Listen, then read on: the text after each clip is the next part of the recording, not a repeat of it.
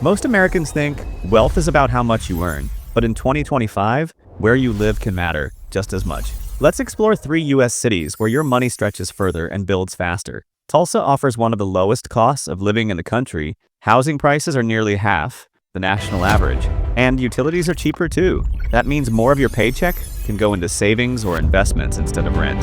Raleigh is booming with tech jobs and startups. Salaries are rising, but the cost of living is still moderate compared to Silicon Valley. For young professionals, this balance means higher disposable income and faster wealth building. Pittsburgh combines affordable housing with strong healthcare and education sectors. It's a city where middle-class families can thrive without the financial strain of bigger metros. Plus, cultural life is rich, so you are not sacrificing lifestyle for savings. So, Tulsa, Raleigh, and Pittsburgh, 3 cities where your money works harder in 2025. Remember, wealth is not just about income, it's about location too. Subscribe for more US-focused finance insights and share this video with someone considering a move.